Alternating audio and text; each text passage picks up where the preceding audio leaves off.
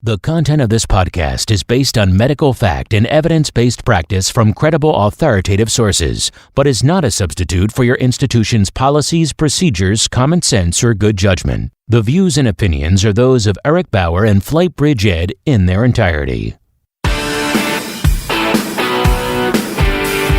This is the FlightBridgeED Podcast, critical care and emergency medicine education for nurses and paramedics.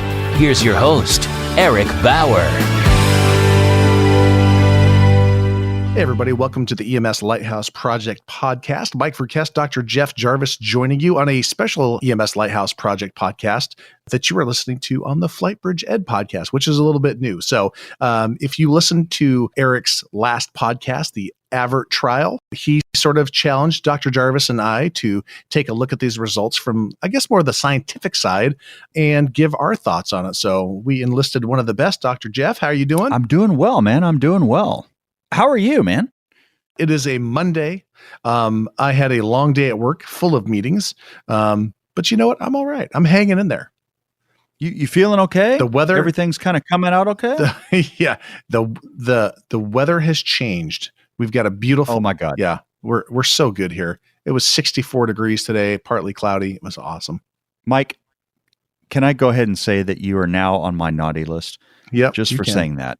Yep. I'm sitting here in Texas. It is, 9:26 in God's Standard Time, and yes. It is 88 degrees still.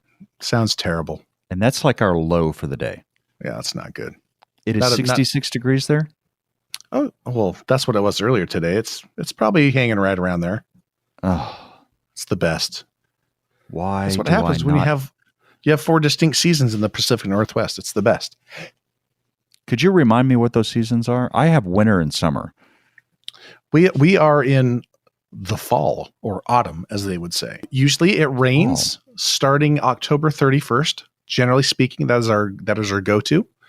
And it won't stop until July 4th.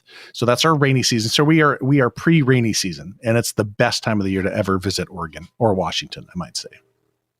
The rainy season is the best time. No, the pre-rainy season. Right now, between now and Halloween is the best time to come. Okay. What happens after Halloween?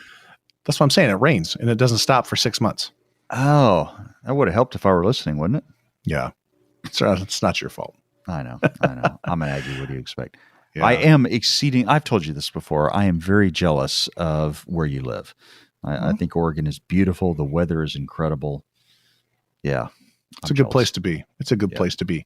Hey, let's get down to business here. Eric specifically wanted to have us, specifically more you, but I'm along for the ride because I'm a learning situation too. So if you have never listened to the EMS LightHouse Project Podcast, first off, shame on you.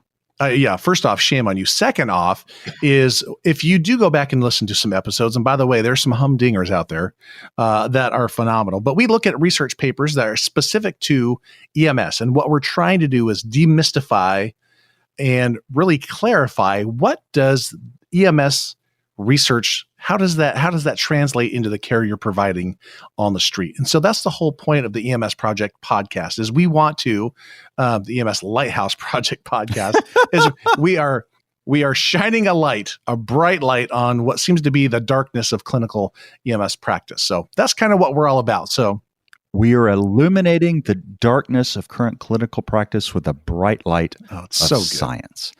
Now, I kind of like the way Ginger says that. That is so much better. Yeah, she says it pretty well. She does. But Eric asked us to look at this paper, the AVERT trial, and it was basically the title of the paper was The Effect of Low-Dose Supplementation of Arginine Vasopressin on Need for Blood Product Transfusions in Patients with Trauma and Hemorrhagic Shock, a Randomized Clinical Trial. Well, wow, that's a mouthful. I'm sorry. Yeah. The one thing I want to tell you, because if you go out and you look for the AVERT trial, as the Texans would say, so the AVERT trial is actually something else. The AVERT trial is talking about one of the NOAGs, the novel oral anticoagulants, the factor 10 inhibitors, specifically apixaban, to prevent venous thromboembolism.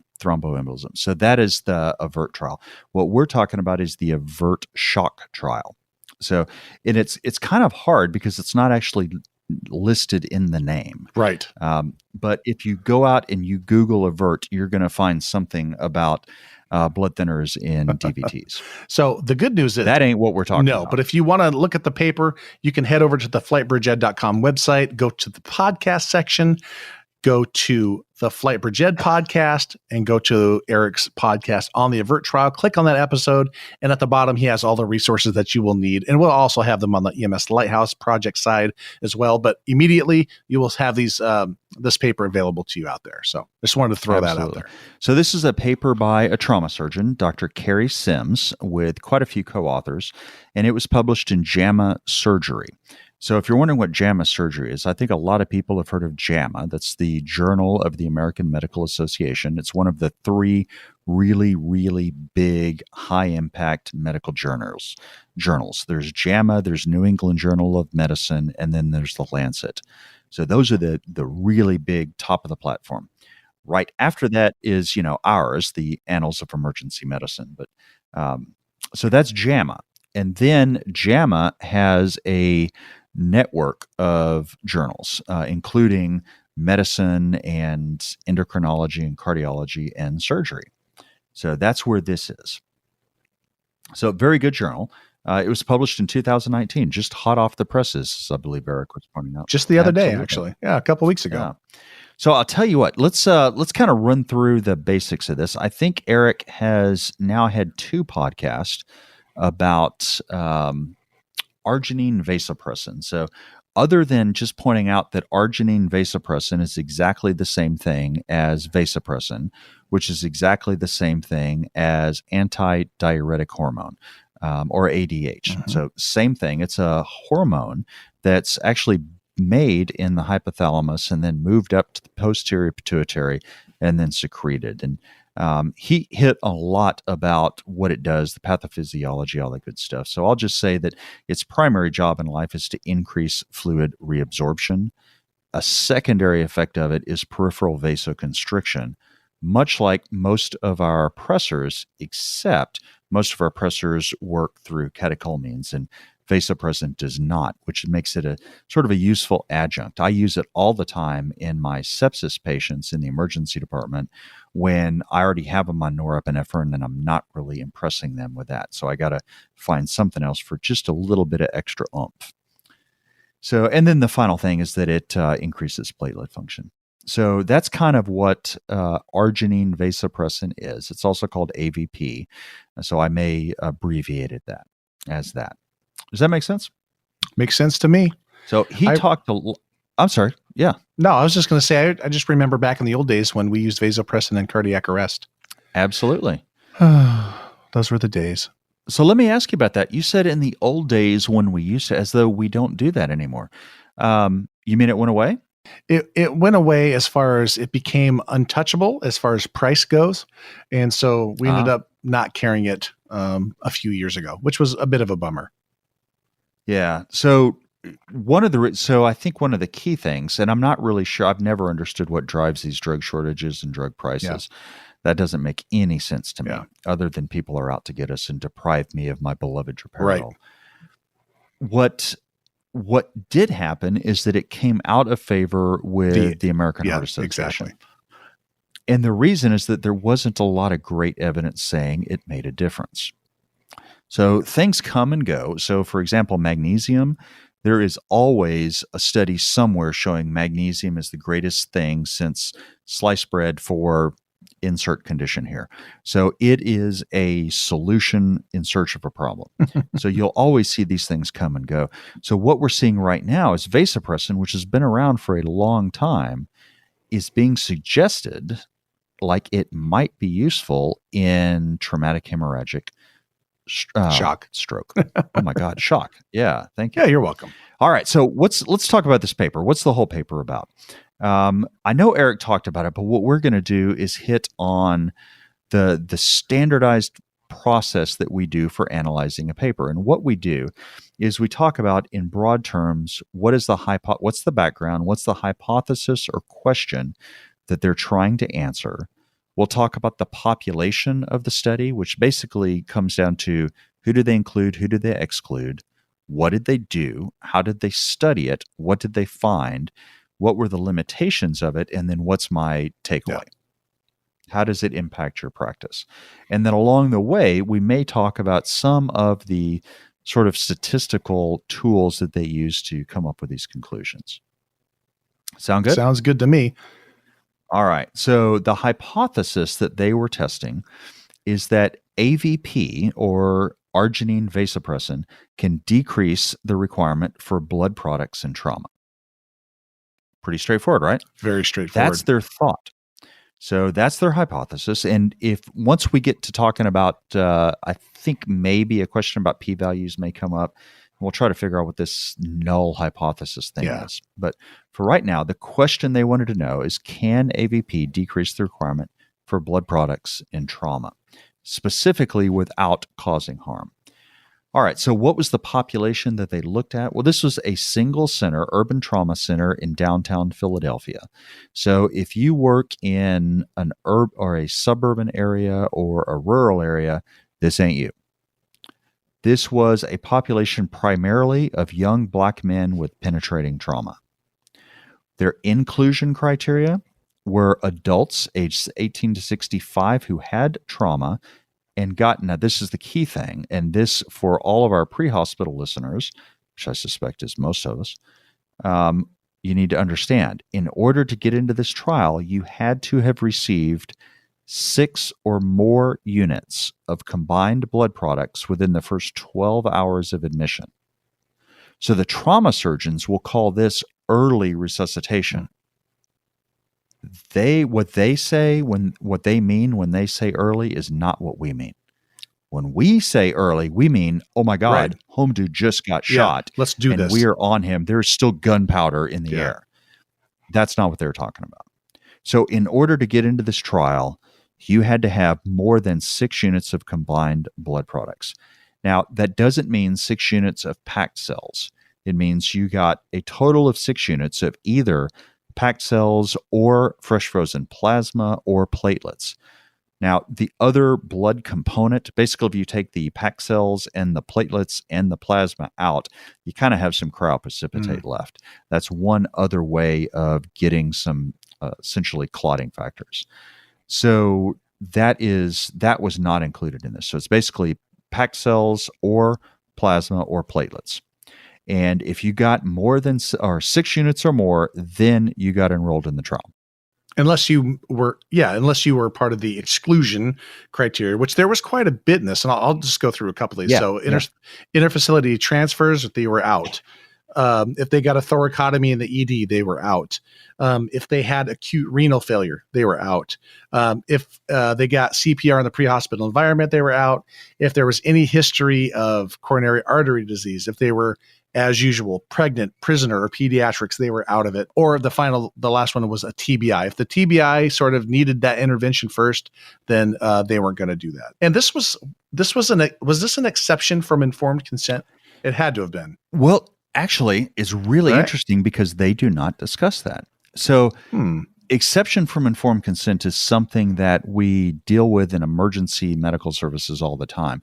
So we want to, say, randomize someone to one of my favorite trials. We want to randomize them to epinephrine versus placebo in cardiac arrest.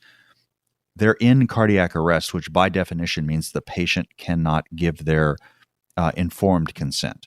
Not only can they not give consent, but they sure as hell can't understand the pros and cons of the situation.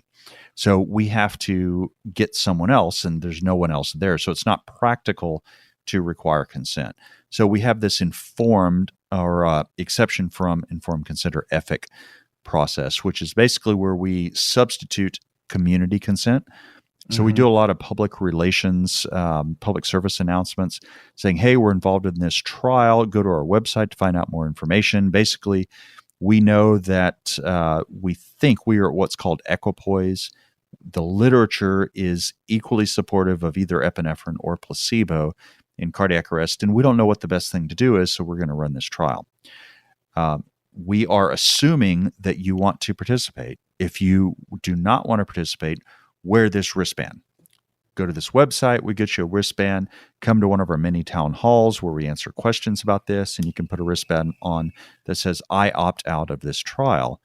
Alternatively, if you are in an ethic-related research study, your relatives will have a chance to either consent for the use of your information or opt out.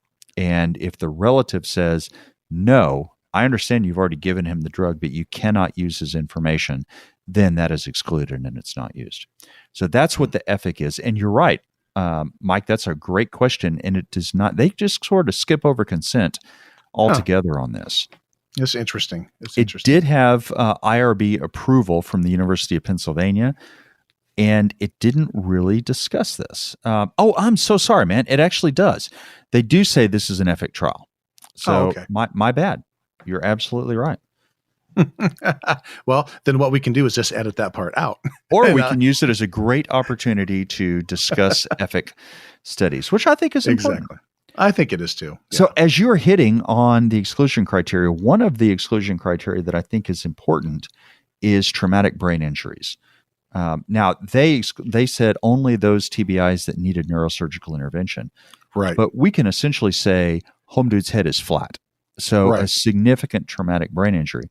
And one of the reasons this is so important is we know that patients with traumatic brain injury do not deal with hypotension well. One episode of hypotension, less than a systolic of 90, increases the risk, your odds ratio of death by 4.4. So that's a 340% increase in the risk of death with one episode of hypotension. So if you see these patients somewhere along the line in the hospital after they've already gotten 6 units of blood, just to be clear about the population we're talking about, then you'd say, and they're still hypotensive, man, we need to get their blood pressure up really badly. Maybe we should give them vasopressin. Does that help? We will never be able to answer that question with this study because those patients were excluded. Does that make sense? Yep, makes sense. Now, it's not to say that they should not have been excluded. This is a really, really early trial. As a matter of fact, it's one of the, as far as I know, the first randomized controlled trial of vasopressin in traumatic hemorrhagic shock. There have been some retrospective studies that looked at this, basically case reviews. And a case review is where you go backwards in time, identify people who got it, and basically said what happened. So it's like, well, one time at band camp, this happened. Right. That's the academic version of that. So those retrospective studies actually showed an increase in mortality with vasopressin use in this population. So we're kind of going on a limb here to say, let's see what happens in randomized control trials. So you can't make any conclusions about TBI from this set. Yeah. So what was the intervention? What were they getting at the study? All right. So this is it is a placebo-controlled trial. So really what we want to know is, does vasopressin decrease the use of blood products? So you could give people some vasopressin and measure how much blood products they need, but you need to compare it to something. Well, you could compare it to other people and say, well, I think they're kind of sort of just as hurt, but it's hard to do that because maybe there are some differences between those two populations. What we want to do is say, we're going to collect data going forward. In other words, this is going to be a prospective study, and we're going to take one group of patients, which is the 18 to 65-year-olds with trauma and hemorrhagic shock who have had 6 units or more of blood products. And then we're going to randomly assign them to 2 treatments. And the beauty of random assignment is that you get 2 groups that should be absolutely identical on all different things. So if you get 2 groups, say you get 1,000 patients and you randomly just count off, or, well, let's avoid that. You randomly break them into 2 groups. So if the average age of the total population, meaning the 1,000 patients, is 55, then the average age of both of your 2 samples should also be 55.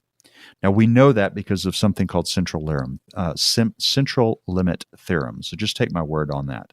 that if you randomly create two samples, they're going to, in almost all measures, be the same as both the overall population and each other. Now, that's really important because if we want to say that AVP is causing a decrease in blood product administration, then we have to be really sure that that is the only potential thing that is different between these two groups. Yeah, gotcha.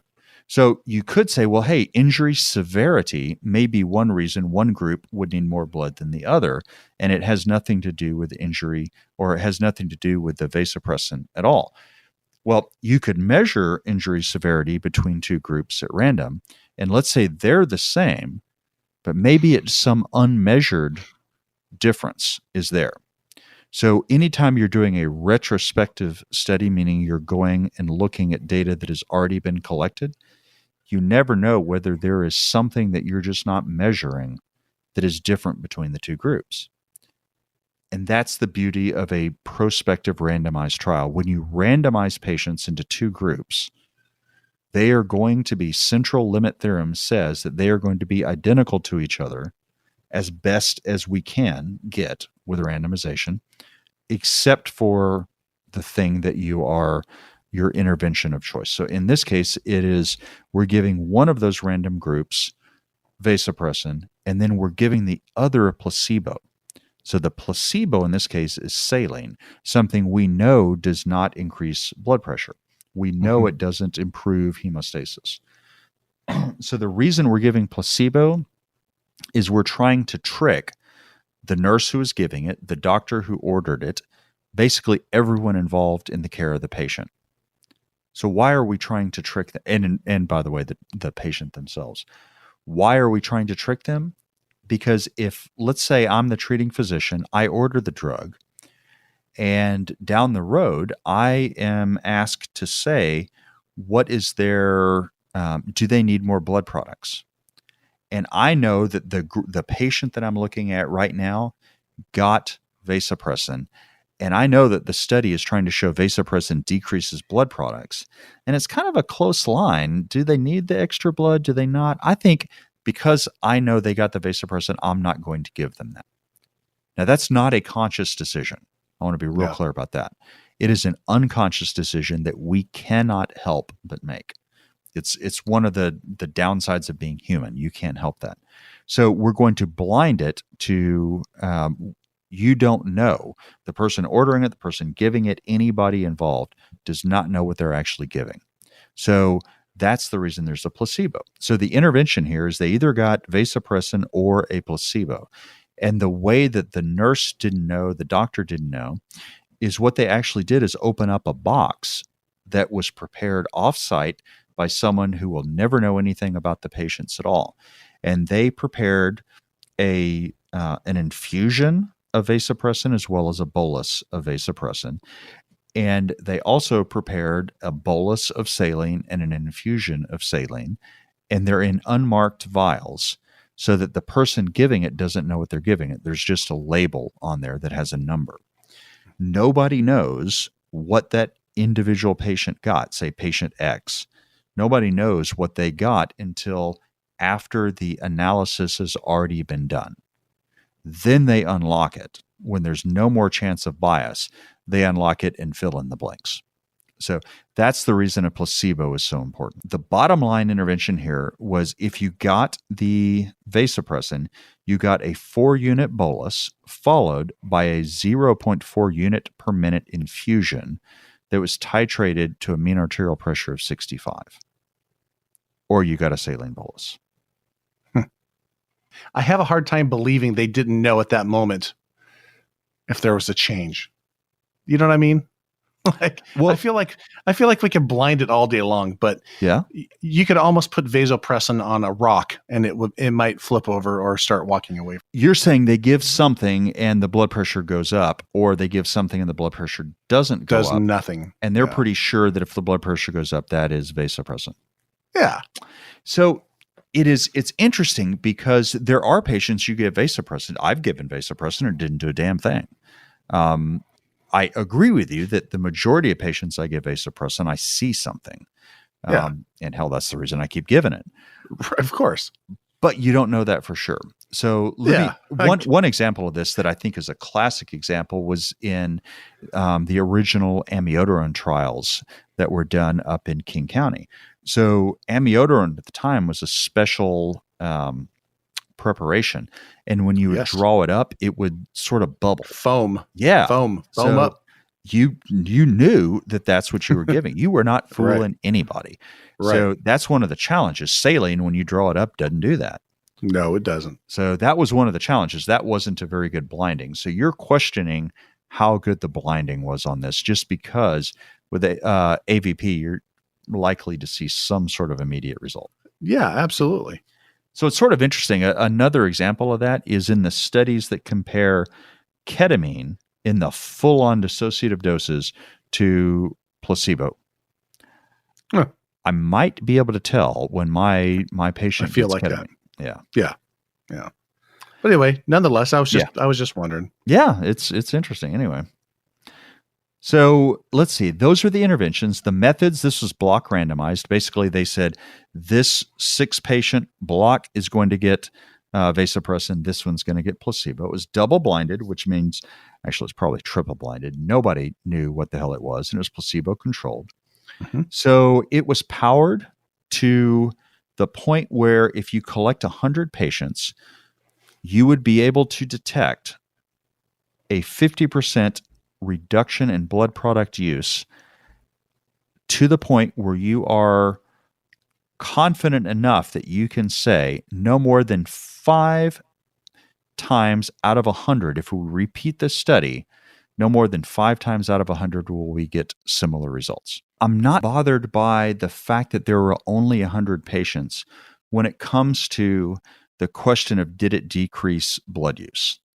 And the reason I'm not is because it was specifically powered to look for that.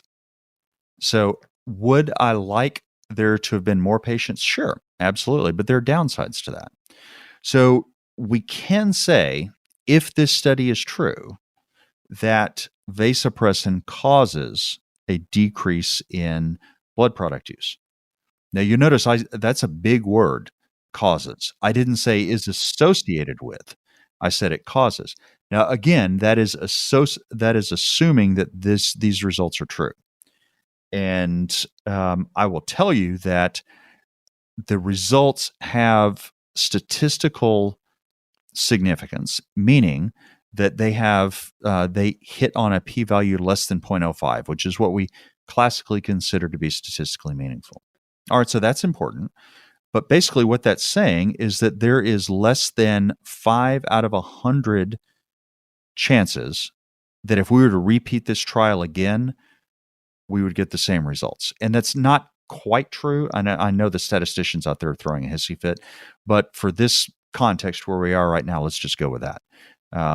So there is essentially a 95% chance that if you duplicate this study, you will get similar results. That's what we're saying here. Now, I'm okay with 100 patients for that, for that specific question. A subsequent question that they ask, which I think is actually more important, is if you give vasopressin, do fewer patients die? It is not powered for that. And this study, as a matter of fact, I'll skip ahead, did not show any difference in mortality. Well, I can't say that vasopressin does not decrease mortality. I can't say that. I can't say vasopressin doesn't increase mortality. All I can say is that vasopressin, when given to these 100 patients, did not show that there was a difference. I am bothered by the size of the study when it comes to the secondary outcomes, but I'm kind of okay with the 100 patients for this particular thing. Again, I would like more patients, but I think it's reasonable for the first randomized controlled trial to go with 100 patients. So I think that's okay. So as we're going through, taking a look at the methods, one of the other things that I want to point out, and for the folks on FlightBridge who aren't used to hearing me and Mike talk about studies, one of our things is that we really like explaining the research process. So we have this study. I mentioned before that there has never been a randomized controlled trial of vasopressin for traumatic hemorrhagic shock. Patients do not have the ability to consent to this because, well, they got a huge hole in their chest and they're intubated. Isn't there some ethical questions about whether we should be giving them a drug that's not proven? Well, there are, and you have to get approval to do this through an IRB or Institutional Review Board, and they did that. And one of the things, one of the stopgaps, the safety measures that an IRB is going to insist on is that, listen, we think that there is all the evidence out there says we're not sure which one is better, but neither is necessarily worse. We have something called equipoise. But we're not sure. So what we're going to insist on is something called an interim analysis. This is a safety analysis that happens at multiple points during your trial where an independent group of statisticians, completely independent of you, is able to unblind the data, analyze it, and see if this vasopressin is hurting people or if it is helping people to such an extent that it's unethical to withhold it anymore. So that's a safety analysis, an interim safety analysis. And they did this at 25 patients, 50 patients, and 75 patients. And obviously they didn't see any problems because they let the patient or the analysis continue. All right. So the other thing we always talk about in these reviews is the analysis. And at this point, I'm just going to skip over all the statistics and just say that they used a program called R for their statistical analysis. Bite me, Rimley. I think I'm just going to leave it at that. When we get to the results, and I'm going to just really focus on the things that are important here, the first thing I want to point out is they wanted to get 100 patients. Well, how long did it take them to enroll 100 patients? The reason I think that's important is because if it is something that happens all the time, it's not going to take very long. In this case, we wanted to get to 100. It took us to us, like I was involved in this, it took them 4 years to get 100 patients. So that means that this is a pretty rare thing. So if you're saying that the indications for the use of vasopressin are what they are in this trial, then how often are you likely to give it as a paramedic? Remember, this was a level 1 trauma center in downtown Philadelphia where presumably lots and lots and lots of paramedics, both ground units and helicopter paramedics, are bringing patients in. And at the trauma center, it took them 4 years to get it. That's one center. For any individual paramedic, it would take a whole lot longer to get that. So the point of that is that this is a pretty rare intervention. And I guess when you phrase it like that, it really gives me something to think about. I was aware of the 100 patients. I was aware it took them 4 years, but I didn't take it those couple extra steps and think, like, how does this affect that nurse or paramedic on a helicopter, or how does it affect that person that's out running in a rural setting, right? That may encounter, and I think, and this is sort of, now we're sort of branching into the blog that Tyler wrote on Foam Frat, which is he was advocating for early, like intra resuscitation, vasopressin to support MAP in patients that have TBI as well. And but this is well. So let me. I don't. Yeah, no, go ahead. Let me say a little bit about that. Now, I have to out myself. I have not read Tyler's blog post yet, and I look forward to doing it. Was he talking about just vasopressin, or I think he was also talking about norepinephrine? You're right. He was talking about norepi. Yeah, just pressures in general, and he was talking about specifically the population he was talking about was traumatic brain injuries. Yes. That is a population that is explicitly excluded from this study. Exactly. Yeah. So it's not a one-to-one match. And the other thing, I already mentioned that we know one episode of hypotension in a patient with a significant traumatic brain injury increases their mortality. So for those patients, I think and I haven't read his blog post, but I am very inclined, my pre-test probability, if you will, my priors, are that I'm going to agree with him. I think that makes sense. And I haven't even heard his agree. His argument is so good, I haven't even heard it, and I already agree with him. But it has nothing to do with this discussion because those are two different patient populations. Yes, agreed. Now, having said that, there is, because I do know that Eric just posted a rebuttal to that, and I'm not trying to weigh in on whether I agree with Eric or whether I agree with Tyler, because I think I haven't heard either of them, so I don't really understand the discussion. But looking at what happens giving pressors in patients with traumatic brain injuries is just not discussed in this paper at all. So they're two separate populations. For sure. All right, so getting back to the results, the other thing that I wanted to mention about this concept of how infrequent it's used, that's not to say that this trauma center in Philadelphia didn't see many patients. I mean, I would find it hard to believe that a trauma center in Philadelphia, and I've heard that Philadelphia may not actually be the Friendship City, that it may be kind of unfriendly. They get a lot of trauma. And indeed, if you look at this center, there were 3,700 trauma alert activations in that 4-year period. That's a fair number of trauma patients. They just had to exclude quite a few of them. So they excluded 257 of those because they didn't meet the criteria. They excluded quite a few others for all the various reasons. And basically, they only came up with 100 that they were able to randomize who met these criteria. And remember, the criteria are that they need pressors and they've gotten 6 units of blood. So we're pretty far down in here. All right, so what was the bottom line? So their primary outcome was the use of blood products, the total amount of blood products used within the first 48 hours. And the patients, the 49 patients that got randomized to vasopressin, used 1.7 liters of combined blood products. And I know that doesn't mean much because we don't think about it in that terms.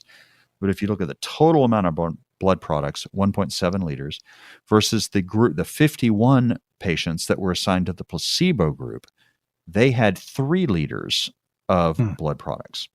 So the total difference, if you're looking at medians, which is the right way to do it, which is the reason you can't just subtract 3 from 1.7, the median difference was -1, meaning the vasopressin group got 1 unit less blood products at 48 hours than the placebo. All right, so was that statistically significant? All right, so there are 2 ways of looking at that. One is with a p-value, and p, by the way, stands for probability. So, and we typically say that a p-value less than, and allow me to say that again, less than, not less than or equal to, but less than 0.05 is statistically significant, where a p-value of 0.05 or greater is not statistically significant. Now, the other thing that I want to point out about a p-value is a p-value either is or is not statistically significant. It's not, oh my God, that's way significant, and that's just a little significant. P-values don't work that way. It either is or it isn't. Bingo. It is binary. So a p-value of 0.04 really doesn't have any less significance than a p-value less than 0.001. Because what you're talking about is your certainty that you will get the same results if you repeat it with a different population. So we're all used to listening to political polls. Well, you know, Bob is leading Jim by 5 points with a margin of error of 2 points. Okay, that means he's either leading him by 3 points or by 7 points, right? So what that means is that creates this area of certainty.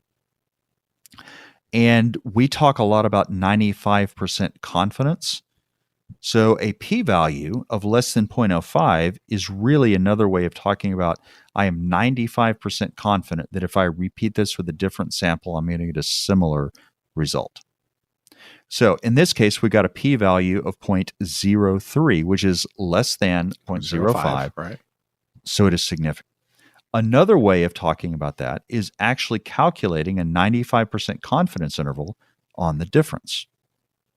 So the difference here was -1, meaning 1 less liter, compared to placebo. Well, the 95% confidence interval is from -2 liters. So I think I am 95% confident that vasopressin causes either anywhere from less than 2 liters of blood products to 0 liters less of blood products. So in this case, the point where there is no difference would be 0. This confidence interval actually includes 0. Doesn't cross 0. So this is sort of an iffy confidence interval. But I will take their word for it, and let's just say, to avoid picking nits, that this is significant because the p-value is less than 0.03. All right, fair enough. So what they're saying here is that vasopressin causes a decrease in blood product use over 48 hours once you've already given 6 liters. Okay, fair enough. Now, how many patients do you know that care how much blood they get? I don't know anybody. I don't. How many patients do you know that care whether they live or die? I would say most. Most. So this brings out the difference between a patient-oriented outcome. Hey, something the patient cares about. I care whether I'm going to live or die. I care whether I can wipe my own butt after this thing, or whether some 18-year-old underpaid person has to wipe my butt. I care about that. That's a patient-oriented outcome. Mortality is the classic patient-oriented outcome, or a PO. That's a great word for it. P-O-E. Blood products is a disease-oriented outcome, something we can measure that we think is important, but that the patient doesn't care about. A disease-oriented outcome, that's called a DOE. Make sense? We got DOEs and POs here. Yeah, DOEs and POs. I love it. Yeah, no, it makes perfect sense. So their primary outcome was a DOE. It was a DOE. It is something patients don't care about, but we, providers, do.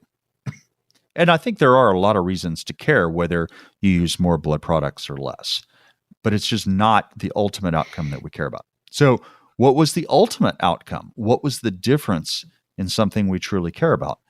There was no difference. So 6 patients, or 12% in the vasopressin group, died, and 6 patients, or 12% in the placebo group died, which is a p-value of 0.94, which means that I am only 6% certain that if I were to repeat this, I would get the same result. I am 94% certain, which is a stretch, so I'm torturing some statistics here, but I'm 94% certain that if I were to repeat it, I might get a different value. Now, another way of looking at that is something called a risk ratio.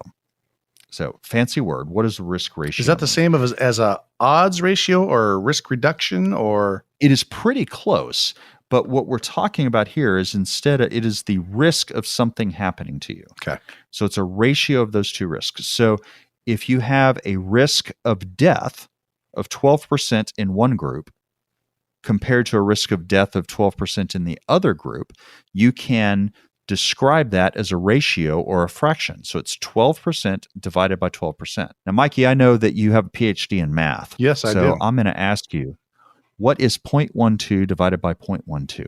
I'm going to say, is it 1?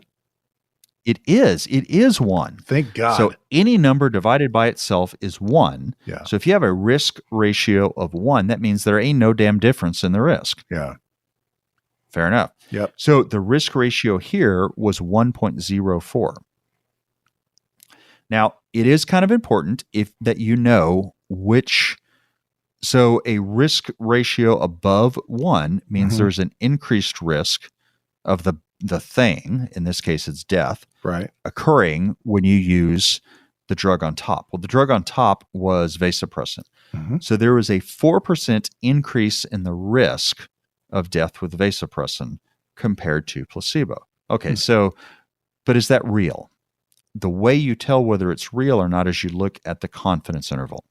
And to cut to the chase, no, that's not real. So what we see here is a confidence interval, 95% confidence interval, that the risk ratio of death with vasopressin use compared to placebo is 0.36 to 3.1. So those are on both sides of 1, which means there's no damn difference. And that goes along with a p-value of 0.94. So there is no difference in mortality. Okay. So what we see here is that Vasopressin decreases the use of blood by 1 unit, but has no difference in mortality. Okay. So the other outcome that they say, and they completely admit that this was something that they decided to look at after the fact, and they were shocked that they found this. I think that they might have been overly shocked because they say that they saw fewer DVTs in the vasopressin group than in the placebo group. However, they come up with a p-value of p equals 0.05. Not less than, which we sort of all agreed was the standard. Right. Yeah. So a p-value of 0.05 is not significant. Now, I think what they probably argue is the difference between their intention to treat analysis and their per protocol analysis. But I think because somebody is already throwing a knife at me, I think I'm going to skip over that and just say, I'm not impressed with this DVT thing. All right. Fair enough. So that is what they found. As with all these, let's talk about the things that were the limiting factors for this particular study. You bet. And I can tell you the one that I thought of right off the bat was this was a single center study. That seems like a pretty significant because it's a single center, right? Yeah, absolutely. And the reason we say that is a limitation is because what we are fundamentally trying to do is generalize from the results they found to the results we would see if we were to do the same thing. So exactly. They I think took this is a pretty big deal, I think, because, and I love the way you said this, and we talked a little bit about this before we got going here, but I think what the urge to do is to generalize the patients that were in this study, the ones they took care of, and compare that to the people that we are going to take care of, and that just ain't the case. Yeah. So let's say this. Let's talk about another study. Let's talk about Paramedic 2. So Paramedic 2 was, as we know, a randomized controlled trial of epinephrine versus placebo in prehospital cardiac arrest that was done in England. Yep. So I'm not an English paramedic. I'm an American paramedic. And I want to know, can I extrapolate the results from that British trial to my patients? Okay, my patients are in cardiac arrest, but their teeth are whiter. Okay, so I'm from Texas, so maybe not. They talk differently, at least before they were dead. But is there any other difference? I don't think so. I mean, to be honest, we're British people 200 years later who talk differently. Yeah. I think we're the same population. So yes, I think I can extrapolate what they're seeing to what I'm seeing. In this case, you have to ask yourself, is the population I see mostly young black men with holes in their chest? That is not the population that I see. Now, I don't work in a trauma center, so of course that's not the population I'm going to see. But if that's not the population you see, you have to have some questions in your mind about whether the results from this study will extrapolate to the patients that you see. Yep, absolutely. Does that make sense?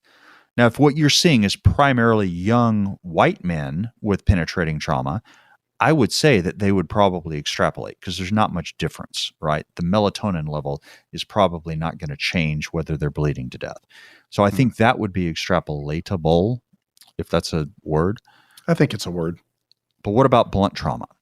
Well, I don't know because it doesn't address blunt trauma. And we know that there are significant differences between blunt and penetrating. What about patients with traumatic brain injury? Well, I don't know because they excluded those. What about patients with GI bleeds? Okay, I don't know because they're bleeding from their butt because they're on Plavix and they have ulcers, not because somebody shot them in the butt. Those are two way different things, and you just can't extrapolate between them. If you have the limitation here is that this is a single center study. If you have a multi-center study, you help control for that because you are seeing a wider population that looks different and therefore is more likely to be broadly generalizable. There are some other things here. We mentioned that these are young men who got shot. I think there were 7 women out of the entire 100 people. Almost like women don't behave in ways that make people want to shoot them. So we can't necessarily extrapolate this to elderly people who get shot or the blunt trauma or the GI bleeds that we talked about. Yeah. All right. So the other big limiting factors here is that they looked at an outcome that, to be honest with you, I don't really care that much about: the lack of blood use. So 1 liter out of 6. I mean, I'd prefer not to give them the extra blood. Bad things come along when you give extra product. I agree with that. But 1 out of 6 units versus dead or alive. I'm focused on dead or alive, and there was no difference. So one of the reasons we have to ask is, why did they not detect a difference in mortality? Well, it wasn't powered to do that. It may be that there is a benefit to vasopressin in mortality, but it's just really small. And in order to detect a really small difference, you need more than 100 patients. Yeah. So that, from that standpoint, only having 100 patients is a limitation. All right. Why don't you take us away with the famous Dr. Jarvis's takeaway? You bet. So my bottom line on this is, first off, props to the authors on this. I think Dr. Sims did a great job. It is a very well planned study. I think it's a well executed study. The methodology, I think, is sound. The analysis is sound. And I think it's very promising, but I don't think it is game changing. I don't think we should change our practice now, without, especially us in the field. But even if I were working in a trauma center, upstairs in the trauma ICU, because in the trauma bay of the emergency department, this probably would not impact us. Or at least we don't think it would, because you had to have 6 units within the first 12 hours. Yeah. If I'm given 6 units, they probably should have been in the OR by now. If I were a trauma surgeon, I don't know that I would say this is game changing yet. I would like to see it reproduced. Maybe it ultimately will be, but I just don't think this is enough evidence yet. And the authors themselves would agree with that. There are lots of reasons that less blood should improve mortality, less blood administration. Does that make sense? So, yeah, I mean, there are lots of reasons. And I think Eric did a great job of outlining what the pathophysiologic reasons are that giving vasopressin and decreasing blood use should improve mortality. And I agree with absolutely everything he said. But at some point, you have to do the study. They did it, and it did not change mortality. Again, maybe we just need to do it with more people. I don't know what the outcome of that would be, because it hasn't been done. Yeah. But we know that it didn't happen in this study. So we got to repeat it in a multi-center study in order to be practice changing. But now here, for most of our audience who are pre-hospital or emergency medicine, I have to say this is not a field trial, and it does not apply to EMS. You cannot generalize from this disease-oriented outcome from a population that got 6 units of blood. You can't extrapolate from that and say what might or might not happen to a patient in the field that you are giving their first unit of blood to. We just don't know. It may be great, and I don't have any reason to suspect that it is bad. I mean, that one prospective case study that said mortality increased with vasopressin, I think this study is enough to counteract that and said we can discount that. So I don't see any evidence that it increases mortality, so I don't think there's necessarily harm in it. But I don't think we can say from this paper that this is something we should adopt yet. Now, what am I going to do in my practice? Let me tell you that I give vasopressin not infrequently to my sepsis patients that I've already gotten on norepinephrine and I need something extra. If I have, let's say someone is stupid enough to show up in my emergency department with a gunshot wound to the chest, and I'm throwing blood in there and they're hypotensive and I have to reach for a pressor, maybe I'm going to reach for vasopressin first. Now, It's not because this paper proves that I should do this by any means. But it just sort of planted the seed in my head, and maybe I would do that. But that's not the same thing as evidence. Yeah, and I think that's sort of the beauty of some of these studies that we're seeing is, and things that I've learned from doing the podcast with you and hearing the stuff Eric talks about is and the other guy, Ratu, that guy. Yeah, that my guy. Man, my first true love guy. That's right. That's right. Yeah, that's okay though. I just want you to know I'm not jealous. No, I know you are. It's okay though. He's jealous though. I know, but not me. I am a secure man. Right. But here's the thing. Because I wear boots. We talked about this with Brimley. I've talked about it with Scott Bourne. We have talked about this 1,000 times, and that it is studies like this one that don't always answer a question, but yet bring up another question that somebody else now will take the baton and take it to the next level. And that is one of the coolest things about research. And one of the things that I'm just really starting to just love about it is that there's always hopefully someone that's going to take that baton, take it to the next level. And maybe we see a multi-center trial on this. Maybe, who knows? Or somebody looks at this data and says, well, what if we gave this instead or whatever? It's such a cool process. And I love being along for the ride to learn more about it. I agree with you completely, and I can almost guarantee someone is going to do a multi-center study with vasopressin in this population. I think they should do it, and I can't wait to read what it says. But fundamentally, you're right. So this is one of the things that is, honestly, this concept, when I understood this concept, is the reason that I got really turned on by science and decided to go back to medical school after 10 years as a paramedic. I understood finally that science is not about facts. Science is a philosophy about how to answer questions. And the fundamental precept of science is that a scientific theory is something that has to be falsifiable. So you have to be able to falsify your premise.